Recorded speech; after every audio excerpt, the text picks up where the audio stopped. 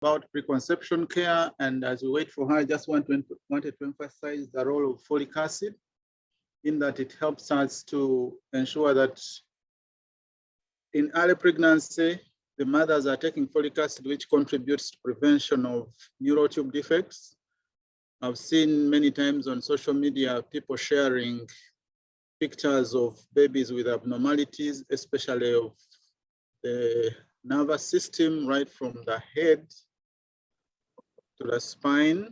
When we see things like spina bifida, when we see things like abnormalities of the brain, evidence has shown that when mothers take folic acid from before conception through the first three months, then we reduce significantly the occurrence of such abnormalities in the newborns. So that's the role of folic acid, which we would like to see our mothers take from before conception.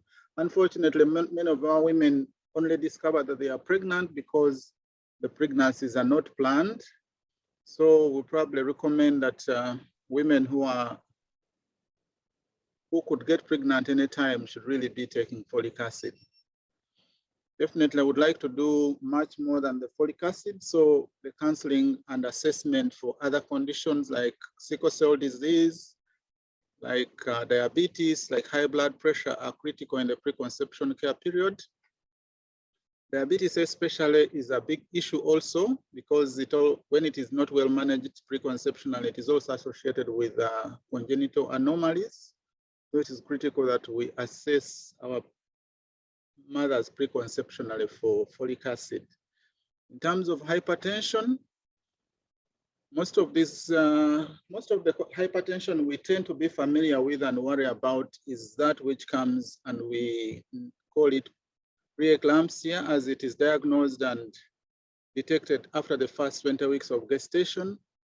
But we should also be aware that when mothers have high blood pressure before they conceive, they are likely to also develop preeclampsia on top of the high blood pressure as the pregnancy progresses. However, the other big challenge with hypertension, pre-existing hypertension, is that it's associated with fetal growth restriction.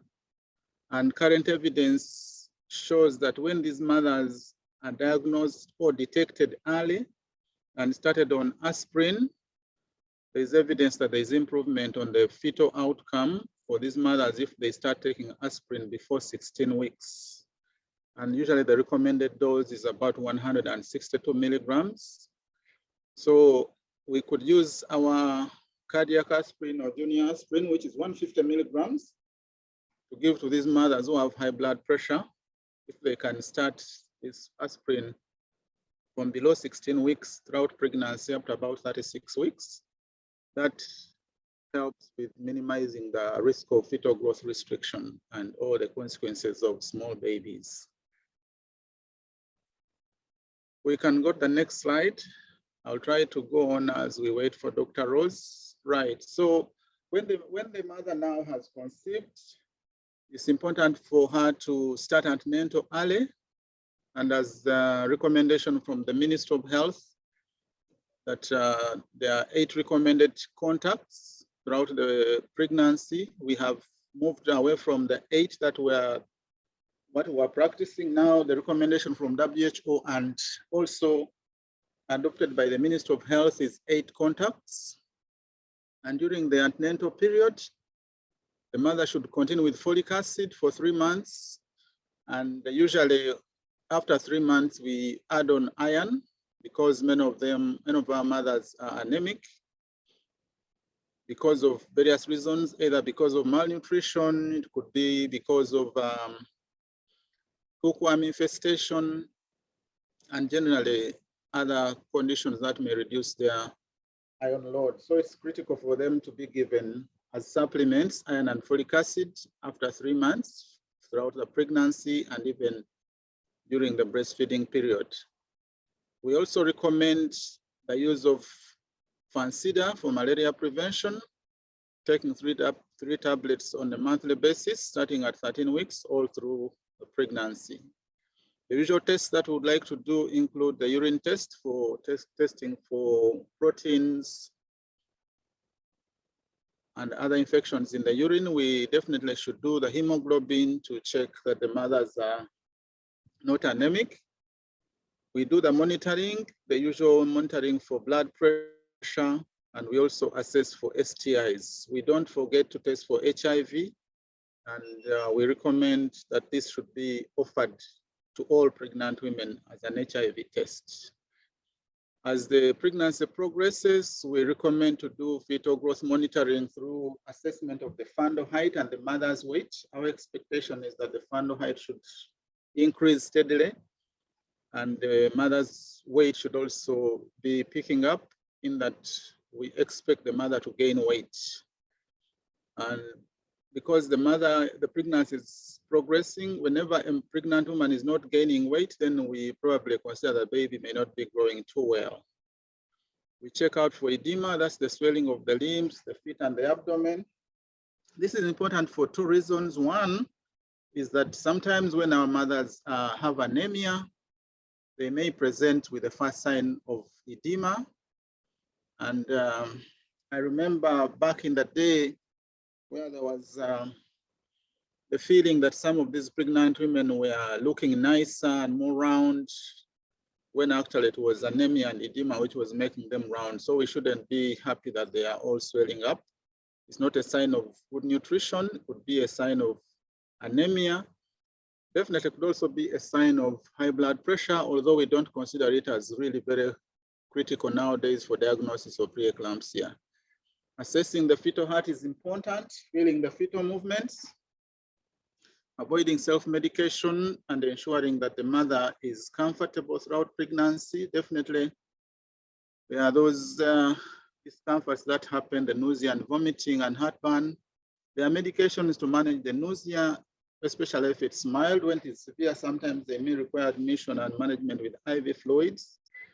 Definitely, these kind of effects wear off after the first trimester, and we expect that if the mother has no other problem, that she will improve.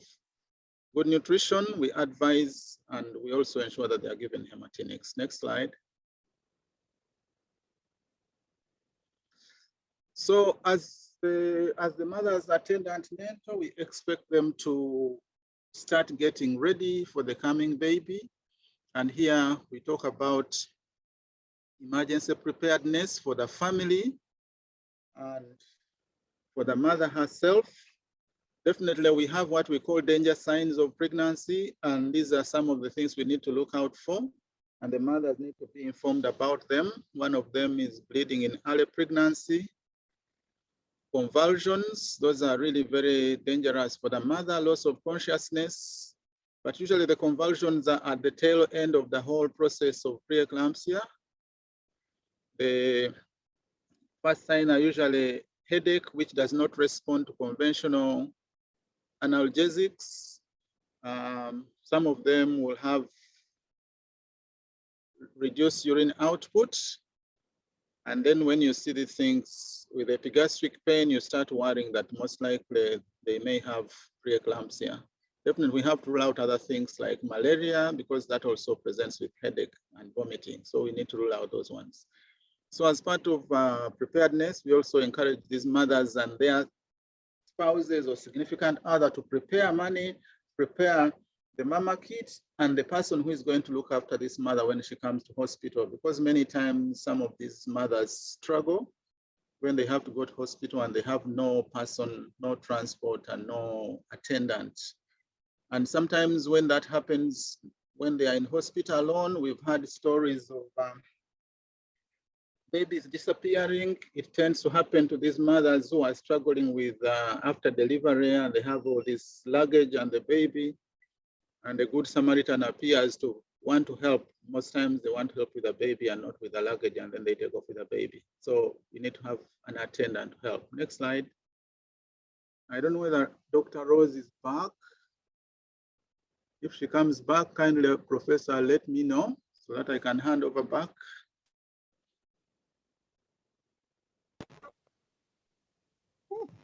Dr. Rose, there you are.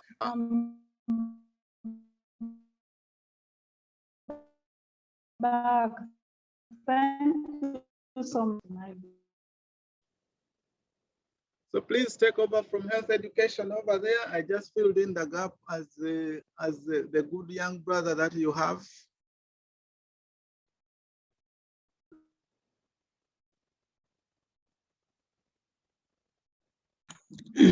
Mike, you might have to go all the way. She'll answer questions because her reception is really bad.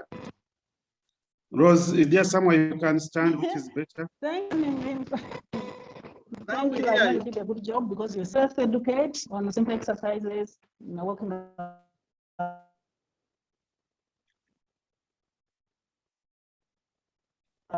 about households and okay. I have tried. It's okay. Mike, please go on. Dr. Rose. She has dropped, and I think Mike, let's just go on. When she improves, she'll give closing remarks. Sorry about this. Thank you. I'm sorry about this, but I'm sure she will be joining in and listening to us. So as part of care during pregnancy, health education is quite important. We want to talk about exercises during pregnancy. Definitely simple exercise like walking around, like doing a few house chores. One of the biggest challenges our mothers face is excessive housework and other activities during pregnancy, and that strains them. So it's important for them to have support, so the husbands and the other significant people within the household should come in to help the mother with some of the house chores. We need to look out for the risks that we've talked about, the danger signs of pregnancy, which we mentioned, so the woman should be empowered to note these ones together with the people around her. They should be empowered to identify these challenges. Care for the breast is important. One of the biggest challenges mothers face when they deliver is when they are unable to breastfeed, either because of flat nipples or other challenges. So it is critical for them to start preparing for breastfeeding during the antenatal period. So as a health worker, we expect that we'll check on their breasts, ensure that they are advised on how to take care of the breasts, and also to know that breasts are self-cleaning, so they don't need to do much about that. Many times mothers are concerned about small, little swellings on their breasts and they start scratching them off, and that is dangerous. So it's important for them to be reassured that it's normal to see some of those and they shouldn't be scrubbing them off. We prepare them for caring for the baby right from childbirth, taking care of the cord and ensuring that they don't apply anything on the baby's cord, that is just left to dry, and also ensuring that when the baby is dressed, the cord is not covered in the baby's pamper or in the nappies, so it's really left out and just covered with the top, maybe a dress or something, and then the cord will fall off at its own time. Usually within 7 days, it should be falling off. We start discussing family planning in the 3rd trimester. This could start even much earlier than that. Definitely, we know that when the mother has delivered, return to fertility can be very unpredictable. Some of them take as long as they are breastfeeding, others can return to fertility as soon as possible. So it's important for them to be counseled about family planning so that the next pregnancy is planned and not mistimed. There are reports of low back pain, abdominal pain. All these ones usually are a result of, especially low back pain is a result of poor posture during breastfeeding. When mothers tend to bring the breast to the baby, ideally the baby should be brought to the breast. So we should advise the mothers to hold the baby, sit comfortably and bring the baby to the breast and not the breast to the baby. Abdominal pain and abnormal discharges are danger signs, and we need to advise mothers to look out for these. If they get persistent abdominal pain after delivery, or a foul-smelling discharge, or a significant discharge, then they should ideally be presenting back to us. Next slide.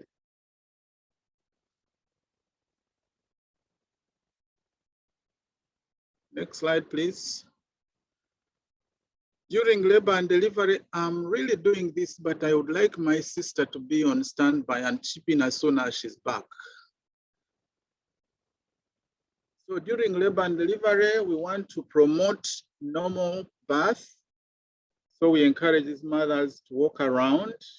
Definitely want these mothers to come with a companion.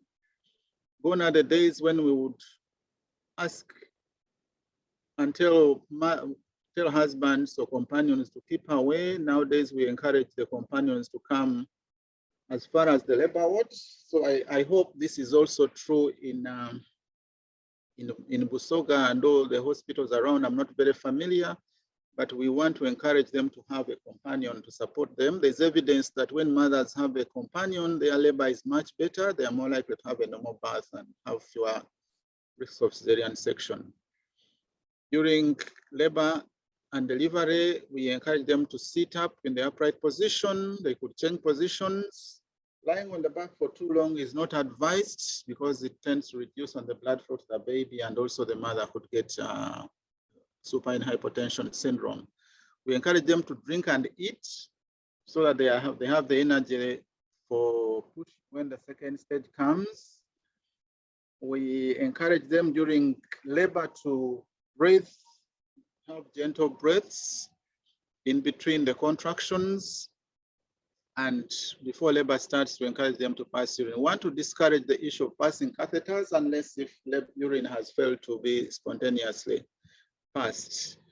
We also want to emphasize respectful maternity care, where, like I said, we want to encourage to have a companion. We want to provide information to the companion and the mother herself, or whoever is the significant other. They need to be updated on what is happening and also allowed to come as far as the labor ward. So if there are any facilities which are still having the label of no men allowed beyond this point, I would encourage that this really should be pulled down so that we say men allowed in the labor ward. It helps when we have a companion during labor. Next slide.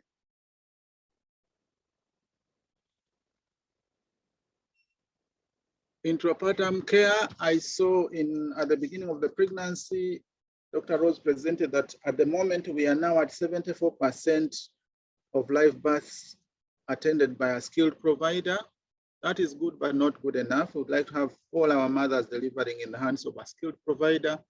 But most critical, we need to define the skilled provider. The skilled provider needs to really be trained and retrained. Things are changing. So we would like to have updates to our midwives who are delivering these mothers in terms of management of labor and management of the newborn, because these are very critical during childbirth.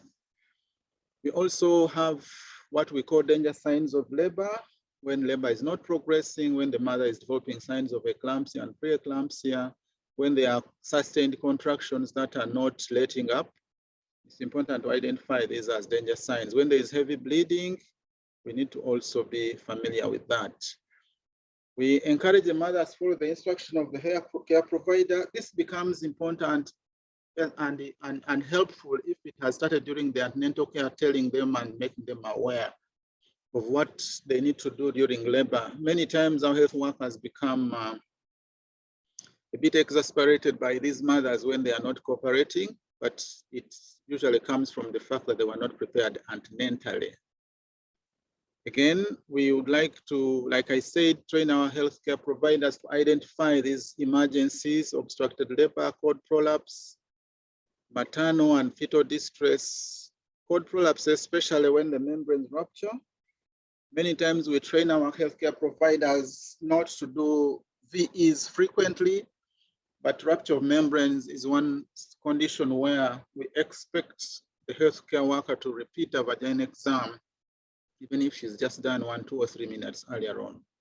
If need be, you should be able to call for help, and help can be in any form, right from a fellow health worker to any of the attendants, so significant other who are with the mother, they can actually be part of the help.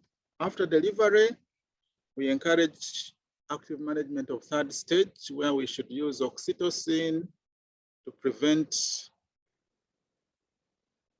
PPH, oxytocin is really the recommended first line, but we should also have backup like misoprostol. We should encourage skin-to-skin contact for the baby after birth. The other important thing which we need to also start, if we are not doing it, is the delayed cord clamping. It's very critical for the baby to delay cord clamping for that 1 minute. So if the baby is stable and there is really no urgent need to separate the baby from the mother, then we should keep that cord intact for at least 1 minute and then separate it. We apply the tetracycline and vitamin K. Dr. Rose, I can see your back. Be ready to take over in the next few minutes. Examine the baby as soon as it's born for ensuring from head to toe to ensure that there are no abnormalities that are missed, which can help to take care of the baby. Monitor the baby's temperature and breathing. And if there are any emergencies that arise in the postpartum period, like PPH, and maybe the baby is not doing very well, they should be identified and managed. PPH especially happens quite a lot when the mothers have delivered and everybody seems to be happy and joyful, and the mother lies down and then a pool of blood is flowing under her. So it's critical for us to teach them to identify these ones so that they can report to us. But most importantly, we need to check on them every few minutes to ensure that they are not sitting in a pool of blood, and then we have to start panicking when it's too late. Next slide, and over to you, Dr. Rose. I hope I've done a good job in your absence, my sister. Dr. Rose.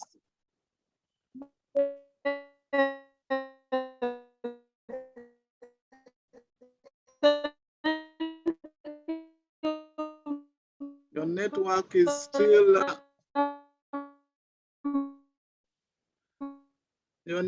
is still letting us down. I don't know whether you can find a new spot. Can you see this video? Can you see this video? I know you have done a very good job. No, we have not. The video is not.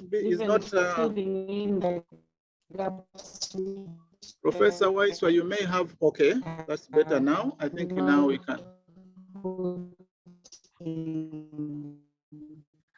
So, but at this juncture, I request. I have been looking for sports everywhere. I'm not seeing the video. I had requested Liz to download. I had requested Liz to.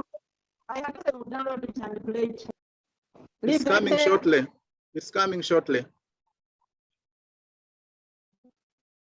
There it is.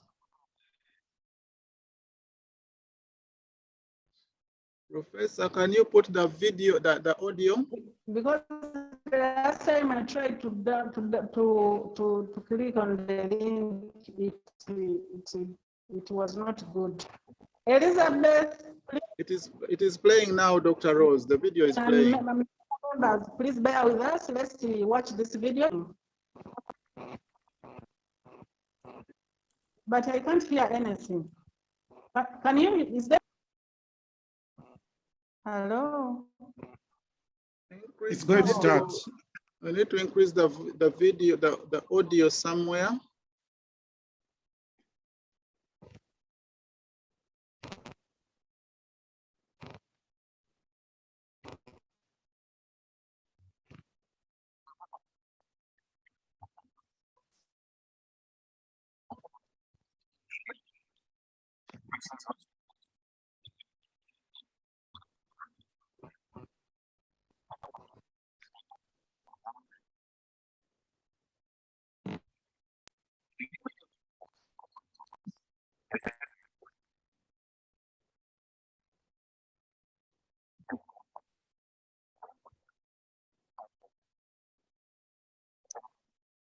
Members,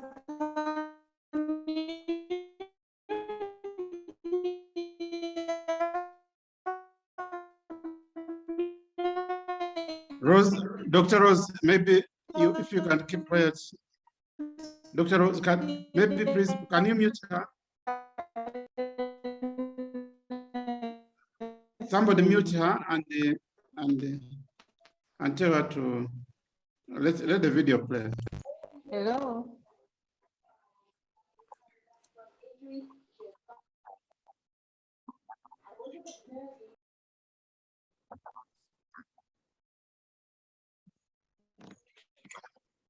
Yeah.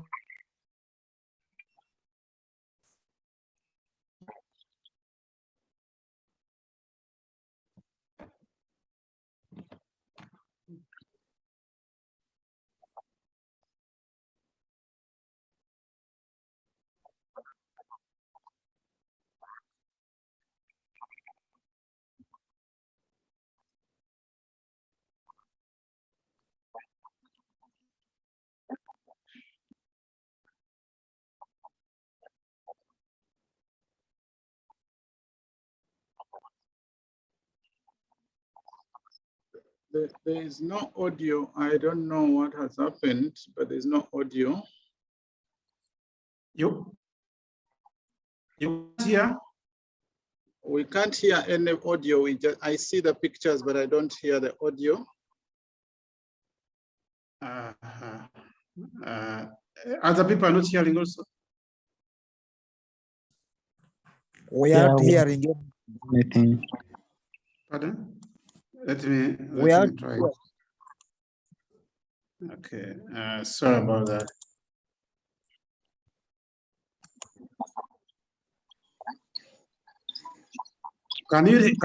Were you hearing that now? Play it again and we see.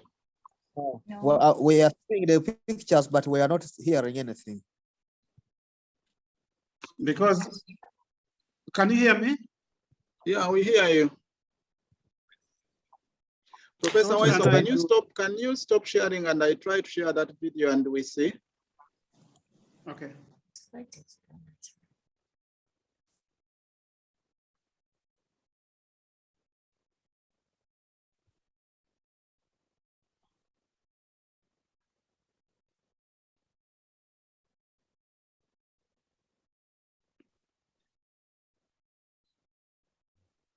I don't know whether people can hear it now. Is there any audio or is still the same problem? No audio. Oh. It is the same problem because we are hearing you, no audio from the yeah.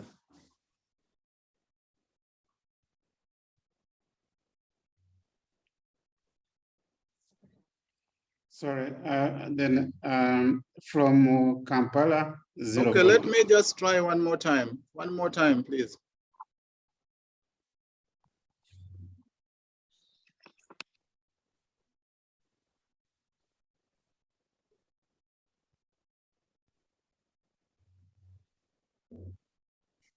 Is that better? Nothing.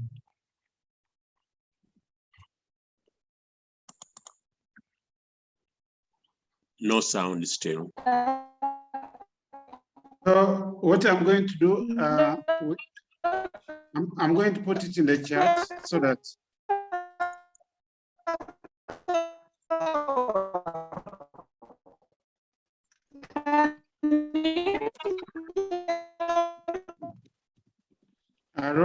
Rose, I think, don't struggle. We can't hear anything from you. So maybe we could.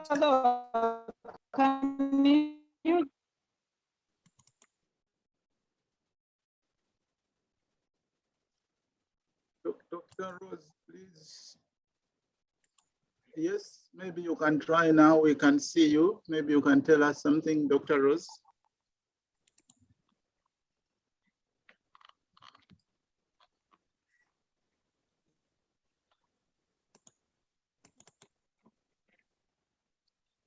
Okay. So maybe let's see how far she had gone. Mike, there is only one more slide, so you can finish the presentation, I think. Okay, so let's see the next slide. Maybe you can talk about the video.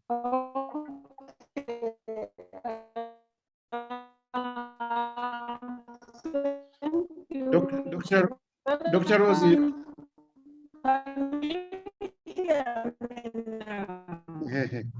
Sorry. Dr. Rose, Rose, maybe you keep quiet for now. It's okay. Mike, if you can finish the presentation. Okay, sorry about that, Dr. Rose. If you can stand by for, you can maybe type in the chat, but the video.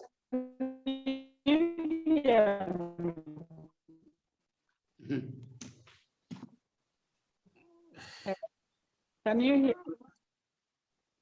We almost had you there. Yeah, the link has been shared.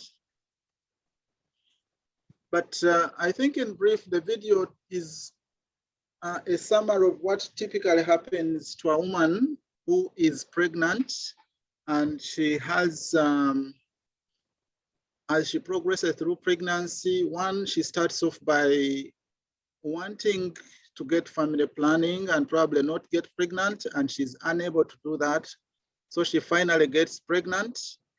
The pregnancy probably starts off as unwanted, as unintended, but somehow becomes a wanted pregnancy, and she continues with a pregnancy.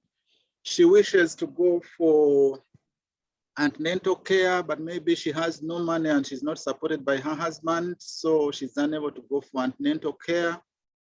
And that is a pathway that is also blocked for her. First of all, she was unable to get family planning. That was a pathway blocked. She's unable to attend antenatal. That is a pathway blocked. So she continues on.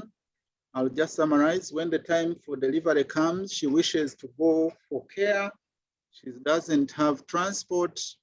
Maybe she delays and gets the health facility finally, but gets there late. When she's at the health facility, she's unable to get the adequate care that she needs. That's another pathway blocked. She probably gets a complication, maybe postpartum hemorrhage or preeclampsia, but she's unable to get the medications in time. And that's another pathway block to saving her. And at the end of the day, Mrs. X dies. Why? Because she got pregnant when she didn't want, because she couldn't access family planning. She was unable to attend antenatal for several issues that we've talked about. She was unable to get to the health facility in time. Finally, when she gets there, she's unable to get care on time. And all these are pathways that are cutting her off from good care. And finally, she ends up dying. I think that's a quick summary of the video. I don't know whether there's another slide, Prof. Yeah, those are references. I hope I have done a good job for my sister. I wasn't expecting to do this today, but as an obstetrician, as a senior midwife, like my sister said, we are always prepared for this emergency. So I'm glad to have chipped in. Thank you so much, everyone. Excellent job, Dr. Kagawa. Thank you so much. People, you can give him virtual bugalo because the man is even in Canada. What time is it there now? It's 2 o'clock now. Okay, 2 o'clock. So Dr. Kagawa, we are going to have some Q&A, and you were a host who turned into a presenter. But Dr. Kagawa, thank you so much for this, and maybe let us start by understanding what are you doing in Canada, and what are the good things we should expect from you as Ugandans when you come back? Better. I know you are. I know you are working on things on trainings and stuff, but maybe people, if you have questions, please put them in the chat. Dr. Kagawa, I'm also going to ask you what are the new innovations and developments in maternal care. Delivery care. These issues of PPH management with new drugs and stuff. And if you refer in PPH, which is a common problem. I was a part of a group with WHO, and they were just saying that ideally we could manage PPH better without women dying. And that simple interventions actually bundled care and stuff like that are needed. So if you could comment on some of those. And then people who have questions or comments, or just people who want to add. Remember, Dr. Kagawa never prepared this presentation. And as teachers, although always ready, we always want to be more prepared. But you could comment on that, Dr. Kagawa. I saw about one hand, then it was put down. Please, if you have a hand, please put it up. Over to you, Dr. Kagawa. Mzee Mumba, do you want to say something?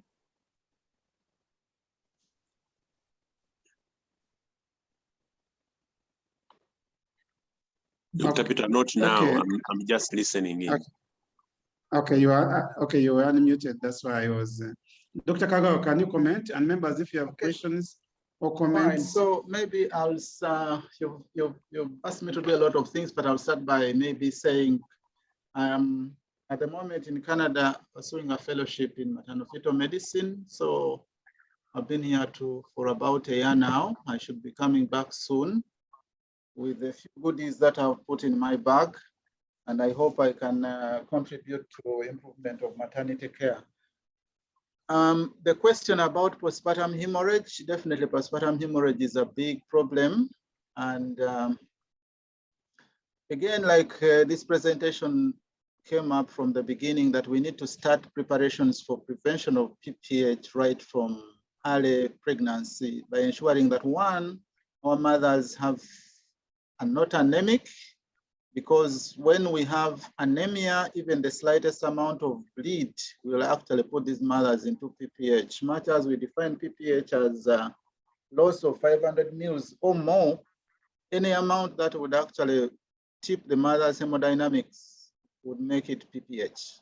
So we need to start off by ensuring that our mothers are not anemic, first of all. Now, next, we need to manage labor. Odong, Okelo, Emmanuel, kindly mute. We need to manage labor very well so that one, we avoid things like prolonged labor, because prolonged labor is one of those things which would actually lead to postpartum hemorrhage because the uterine muscles become exhausted. So management of labor is critical to ensure that we prevent PPH. And then when the mother has delivered, we need to do active management of third stage. So these are things which we can do to ensure that we can minimize the risk of PPH. Now, even having done all that, there are times when still PPH occurs. And there are what we call bundles for management of PPH. There is a package from Japaego called Helping Mothers Survive Bleeding After Birth. We'd like to encourage all midwives to go through this training. Dr. Rose is one of the trainers for this. And we have a program where we are training midwives. At the moment, we are working from two health facilities in Busoga, that is Namungalwe and Namalemba health facilities, to train midwives on how to survive bleeding after birth.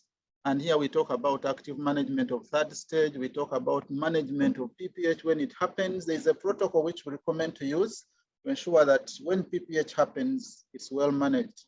And also to manage a retained placenta, which is a common cause of postpartum hemorrhage. So I would encourage BHF to liaise with Dr. Rose so that we can organize real training of our midwives on helping mothers survive bleeding after birth. I'll stop there for now. That is a good offer. I hope if you could just clarify if the resources are there, we can always mobilize